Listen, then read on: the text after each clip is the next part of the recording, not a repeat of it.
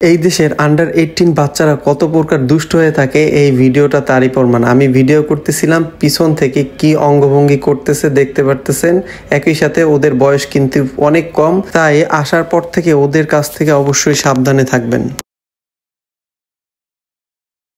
আসসালামু আলাইকুম, আমি জনি লন্ডন থেকে আপনাদের সাথে যুক্ত হয়ে গেলাম। আজকে খুবই গুরুত্বপূর্ণ একটা বিষয় নিয়ে কথা বলবো। আপনি এই ভিডিওটা দেখলে ডিপেন্ডেন্ট ভিসার A to Z সম্পর্কে জানতে পারবেন। কত টাকা আসতে লাগবে। অনেকেই মনে করেন ডিপেন্ডেন্ট হিসাবে ইউকেতে আসলে, মানে ইংল্যান্ডে ডিপেন্ডেন্ট হিসাবে আসতে অনেক টাকার প্রয়োজন। আমার এই ভিডিওটা দেখার পরে আপনার এই কনফিউশনটা দূর হয়ে যাবে। ডিপেন্ডেন্ট ভিসার আসার জন্য আপনার কি যোগ্যতা থাকা লাগবে। ইউকেতে ডিপেন্ডেন্ট ভিসা আসার জন্য অবশ্যই যে সকল ভিসাতে ডিপেন্ডেন্ট অ্যালাউ আছে সেই সকল ভিসাতেই আপনি কেবলমাত্র ডিপেন্ডেন্ট হয়ে আসতে পারবেন। সেটা হতে পারে স্টুডেন্টের ডিপেন্ডেন্ট, সেটা হতে পারে ওয়ার্ক পারমিটের ডিপেন্ডেন্ট। কে আসতে পারবেন? ওয়াইফ, মেইন অ্যাপ্লিকেন্টের হাজবেন্ড বা ওয়াইফ এবং তার চিলড্রেনরা আসতে পারবে। ডিপেন্ডেন্ট ভিসা আসার জন্য কি ডকুমেন্টস আপনাকে রেডি করতে হবে? প্রথমেই যে ডকুমেন্টসটা রেডি করতে হবে তা হলো গিয়ে আপনার ম্যারেজ সার্টিফিকেট। আমরা যেহেতু বাংলাদেশে ম্যারেজ সার্টিফিকেটটা বাংলায় হয়ে থাকে, সেটা অবশ্যই ট্রান্সলেট করে ইংলিশ বাংলা দুইটাই সাবমিট করতে হবে। এবং আপনারা যে বিবাহিত তার প্রমাণস্বরূপ অনেক ধরনের ডকুমেন্টস লাগবে। যেহেতু 2 বছরের প্রুফ অফ লিভিং অ্যাড্রেস চাই, আপনারা যে 2 বছর একই সাথে বসবাস করতেছেন বিয়ের পর থেকে, সেটার একটা প্রুফ চাই। তার জন্য আপনি আপনার যে প্রিভিয়াস ছবি আছে, বিয়ের ছবি দিতে পারেন বা কোথাও ঘুরতে গেছেন তার ছবি দিতে পারেন। অনেকগুলো ছবি একত্রিত করে প্রিন্ট আকারে আপনি দিতে পারেন। এতে আপনার ভিসা পাওয়ার সম্ভাবনা বেড়ে যাবে। এবং একই সাথে ফিনান্সিয়াল রিকোয়ারমেন্টটাও আপনাকে ফুলফিল করতে হবে। আপনারা যখন দুইজন অ্যানাদার কান্ট্রি থেকে আসবেন তখন একটা রিকোয়ারমেন্ট থাকে। ইন কান্ট্রিতে যদি আপনার মেইন অ্যাপ্লিকেন্ট থাকে তার জন্য একটা রিকোয়ারমেন্ট থাকে। অবশ্যই এটা UKVI ওয়েবসাইট থেকে দেখে নেবেন কত পাউন্ড কোন ক্ষেত্রে আপনাকে রাখতে হবে। আপনারা জানেন মাস্টার্সে, রিসার্চ মাস্টার্সে MRS প্রোগ্রামে আপনারা হাজব্যান্ড ওয়াইফ চিলড্রেন সহকারে চলে আসতে পারবেন এবং PhD লেভেলে। যারা একসাথে অ্যাপ্লাই করতে চাচ্ছেন তাদের জন্য একটা অ্যামাউন্ট রাখতে হয়, সেটা ধরুন 50 থেকে 55 লাখ টাকা যদি লন্ডনের ভিতর হয়ে থাকে, বাট লন্ডনের সাইডের যদি সিটিতে হয়ে থাকে তার জন্য কিছুটা কম। অবশ্যই এটা আপনাকে দেখতে হবে যে কোন সিটিতে আপনি আসতেছেন এবং সেখানে লিভিং কস্ট কত, সবকিছু মিলে এটার একটা এক্সপেন্স ধরা হয়। আপনাকে দেখাতে হবে, সেভিংস অ্যাকাউন্টে দেখাতে পারেন, সেটা আপনার FDR হিসাবেও দেখাতে পারে। ডিপেন্ডেন্টের জন্য আহামরি কত টাকা প্রয়োজন? আমাকে অনেকেই কোশ্চেন করেন, ভাইয়া ডিপেন্ডেন্ট হিসাবে আসতে কত টাকা প্রয়োজন? প্রথমেই বলি, ডিপেন্ডেন্ট হিসাবে আসতে যে টাকা লাগে সর্বোচ্চ বাংলা টাকায় যদি আপনি হিসাব করেন খুবই কম টাকা লাগে মেইন অ্যাপ্লিকেন্টের তুলনায়। বাট অনেক বেশি অপরচুনিটি থাকে ডিপেন্ডেন্টের মেইন অ্যাপ্লিকেন্টের থেকে। ধরুন আপনি স্টুডেন্টের ডিপেন্ডেন্ট হিসাবে আসতেছেন, স্টুডেন্ট মেইনে যে অ্যাপ্লিকেন্ট তার 20 আওয়ার্স রাইট থাকে কাজের, বাট আপনার আনলিমিটেড কাজের রাইট থাকে। এখানে ইংল্যান্ডে ডিপেন্ডেন্টের অনেক বেশি অপরচুনিটি। একজন ব্রিটিশ নাগরিক যে সকল সুবিধা পায় আপনিও সেই সকল ফ্যাসিলিটিস পাবেন। ধরুন আপনি ব্যবসা করতে চাইতেছেন, আপনি ব্যবসা করতে পারবেন। আপনি আনলিমিটেড কাজ করতে চাইতেছেন, আপনি আনলিমিটেড কাজ করতে পারবেন। যে কোনো সেক্টরে কাজ করতে পারবেন, এতে আপনার কোনো বাধ্যবাধকতা নেই। বাট কেউ যদি ওয়ার্ক পারমিট ভিসাতে আসে, যে ওয়ার্ক পারমিট ভিসাতে আসছে মেইন অ্যাপ্লিকেন্ট, সে কিন্তু ওয়ার্ক লিমিটেশন আছে, তার কাজের একটা লিমিটেশন আছে। ধরুন সে কেয়ার সেক্টরে আছে, সে কিন্তু কেয়ার সেক্টরেই তার জব করতে হবে।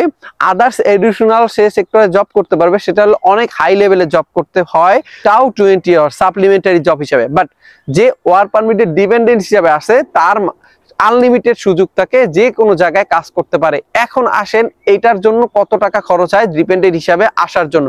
যারা আন্ডার 18 আছেন, চিলড্রেন, আপনার চিলড্রেনের জন্য আপনার ভিসাটা যদি 1 বছরে হয় তাহলে 776 পাউন্ড আপনাকে আইএসএস ফি দিতে হবে। যদি এই ভিসাটার মেয়াদ হয় 3 বছরের তাহলে 776 ইন্টু 3 দিলে আসবে 2328 পাউন্ড। এবং যে অ্যাডাল্ট পারসন বা হাজবেন্ড হতে পারে বা ওয়াইফ হতে পারে তার ইয়ারলি আইএসএস ফি আসবে 1035 পাউন্ড করে। 1035 পাউন্ড ইন্টু যদি 3 দেন তাহলে আসে 3105 পাউন্ড। যদি আপনার ভিসার মেয়াদটা 3 বছরে হয় তাহলে আপনাকে 3 বছরে পেমেন্ট করতে হবে। যদি আপনার ভিসার মেয়াদটা 1 বছরে হয় তাহলে আইএসএস ফি দিতে হবে 1 বছরের। আপনার কি কি খরচ হচ্ছে? আপনার আইএসএস ফি খরচ হচ্ছে, আপনার ভিসা অ্যাপ্লিকেশন ফি যেটা ভিএফএস গ্লোবালে আপনি ভিসা অ্যাপ্লিকেশন ফি করেন তার পারপাসে কিছু খরচ হচ্ছে, এয়ার টিকিটের জন্য আপনার কিছু খরচ হচ্ছে, আর খরচ হচ্ছে আপনার শপিং খরচ। মেইন অ্যাপ্লিকেন্টের মতো অনেক বেশি খরচের প্রয়োজন নেই।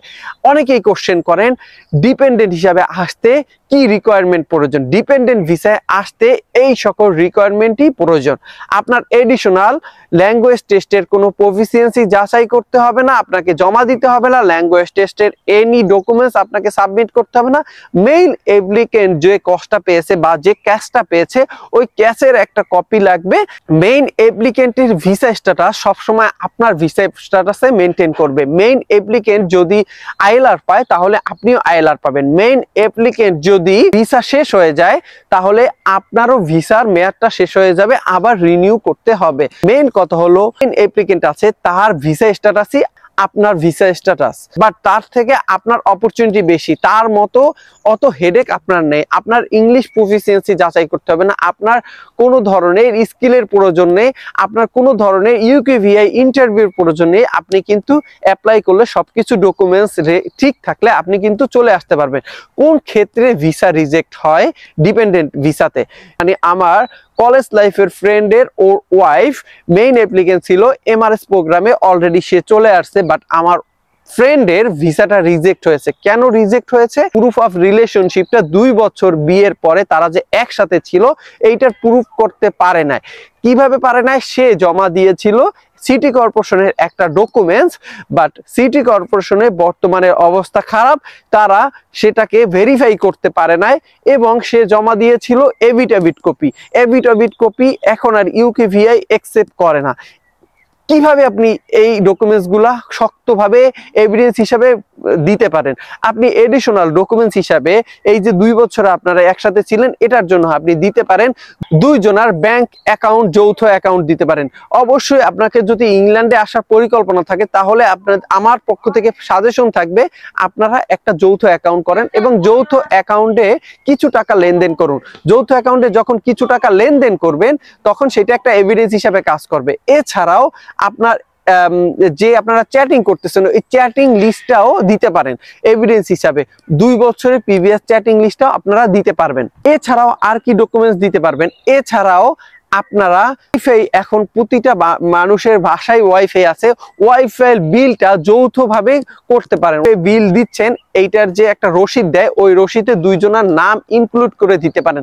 এছাড়াও আপনারা চাইলে আরো এডিশনাল ডকুমেন্টস দিতে পারেন যেগুলো শক্তভাবে আপনারা প্রমাণ করে যে আপনারা একসাথে ছিলেন। বিভিন্ন সময়ের বিভিন্ন মুহূর্তের ছবি দিতে পারেন, সেটা হতে পারে অ্যানিভার্সিটি, সেটা হতে বার্থডে সেলিব্রেশন করতেছেন, বার্থডে সেলিব্রেট করতেছেন, এরকম কিছু মুভমেন্টের ছবি যদি আপনারা দেন সেক্ষেত্রে খুবই খুবই গুরুত্বপূর্ণ ভূমিকা পালন করে আপনার ভিসাটা কনফার্ম পাওয়ার জন্য। আপনারা ডিপেন্ডেন্ট ভিসাতে আসলে কি ধরনের সুবিধা পাবেন? আপনারা এখানে ওয়ার্ক রাইট থাকবে আনলিমিটেড, এনএসএস সুবিধা পাচ্ছেন, আপনারা ফার্দার স্টাডি ভিসাতে সুইচ করতে পারবেন, স্টাডি অপরচুনিটি আপনাদের জন্য থাকবে এবং আপনারা চাইলে কিন্তু ভিসা সুইচও করতে পারবেন। ধরুন আপনি আসছিলেন স্টুডেন্টের ডিপেন্ডেন্ট হিসাবে, এখন আপনি চাইলে কিন্তু আপনার ভিসার ক্যাটাগরিটা ডিপেন্ডেন্ট থেকে আপনি কিন্তু মেইন অ্যাপ্লিকেন্ট হয়ে যেতে পারেন। আপনি কোথাও থেকে যদি স্পন্সর পেয়ে যান আপনি চাইলে কিন্তু আপনার ভিসাটাও চেঞ্জ করতে পারবেন, আপনি স্পন্সর জবেও মুভ করতে পারবেন। কি সুবিধা পাবেন না সেটা হলো কোনো ধরনের পাবলিক ফান্ডের জন্য আপনি আবেদন করতে পারবেন না, এলিজিবল হবেন না। সেটা আপনার মেইন অ্যাপ্লিকেন্টও কোনো ধরনের পাবলিক ফান্ড, ইউকের ইংল্যান্ডের কোনো ধরনের পাবলিক ফান্ডের জন্য অ্যাপ্লিকেশন করতে পারবেন না। ভিসা পেতে কত সময় লাগে? মূলত 4 থেকে 5 সপ্তাহের ভিতরেই আপনার ভিসার ডিসিশনটা এসে যায়। বাট আপনার যদি কোনো ডকুমেন্টস আনসাবমিট অবস্থায় থাকে, যদি কোনো তাদের ডকুমেন্টসের প্রয়োজন হয়, সেই ডকুমেন্টসগুলো আপনাকে সাবমিট করতে হবে। এই ছিল সুযোগ সুবিধা। অনেক বেশি অপরচুনিটি থাকে ডিপেন্ডেন্ট ভিসাতে, যেটা মেইন অ্যাপ্লিকেন্টের থেকে অনেক বেশি সুবিধা থাকে। অবশ্যই চেষ্টা করবেন, যারা স্টুডেন্ট ভিসায় মাস্টার্সে আসতে চাচ্ছেন অবশ্যই চেষ্টা করবেন এমআরএস প্রোগ্রামে ডিপেন্ডেন্ট সহ আসার জন্য। তাহলে একই সাথে দুইজনে কাজ করে ভালো একটা টাকা আর্ন করতে পারবেন এবং পরবর্তীতে স্পন্সর জবের অপরচুনিটি থাকে, একসাথে ব্রিটিশ নাগরিকত্ব পাওয়ারও একটা অপরচুনিটি থাকে। অনেক ক্ষেত্রে দেখবেন মন মানসিকতা দুর্বল হয়ে যায়, অনেক ডিপ্রেশনে চলে যান। এই ডিপ্রেশন থেকেও আপনারা অনেকটা পরিবার নিয়ে থাকলে ডিপ্রেশন থেকে মুক্ত থাকতে পারবেন। অন্য কোনো পর্ব, অন্য কোনো ভিডিও দেখার আমন্ত্রণ জানাচ্ছি। অবশ্যই আপনার ইউকে রিলেটেড বা ইউকের student visa, UK dependent visa, UK work permit visa সম্পর্কে আপনার যদি অজানা কোনো কোশ্চেন থাকে অবশ্যই সেটা কমেন্ট করতে পারেন কমেন্ট বক্সে। আমার সাথে কথা বলতে চাইলে সেটাও আপনি কমেন্ট বক্সে কমেন্ট করতে পারেন, আমি আমার হোয়াটসঅ্যাপ নাম্বারটা আপনাকে দিয়ে দিব। একই সাথে অবশ্যই যারা নতুন চ্যানেলটা দেখতেছেন, আজকে আমার প্রথমবার ভিডিওটা দেখতেছেন, চ্যানেলটাকে সাবস্ক্রাইব করতে ভুলবেন না, অন্যকে শেয়ার করতে ভুলবেন না। আপনার মাধ্যমে অন্যজনও অজানা তথ্যগুলো জানতে পারবে এবং তার ইউকে জার্নিটা কিছুটা হলেও সহজতর হবে। আমাদের দেশের মেইন প্রবলেমটা হলো ইনফরমেশন ল্যাগিংস, যার জন্যই আমার এই চ্যানেলটা ওপেন করা। আপনারা দেখবেন অনেকে ইনফরমেশন ল্যাগিংস এর জন্য এই দেশে আসতে পারতেছে না। সেই ইনফরমেশন ল্যাগিংসটা দূর করার আমার এই চ্যানেলটা খোলা। আপনি যেমন উপকৃত হচ্ছেন, অপরকে উপকৃত করার জন্য, অপরকেও হেল্প করার জন্য শুধুমাত্র আপনি চ্যানেলটা সাবস্ক্রাইব করে ভিডিওগুলো অপরকে শেয়ার করে দেন, সেও অনেক বেনিফিটেড হবে, সে আপনার জন্য দোয়া করবে মন খুলে। অগ্রিম ঈদের শুভেচ্ছা জানিয়ে আপনার ঈদটা যেন ভালো কাটে এবং আপনি যেটা স্বপ্ন দেখেছেন এদেশে আসা, সেই স্বপ্নটা যেন পূরণ হয়। এদের জন্য দোয়া আর ভালোবাসা রইল। অন্য কোনো ভিডিওতে, অন্য কোনো পর্বে দেখা হবে। আসসালামু আলাইকুম।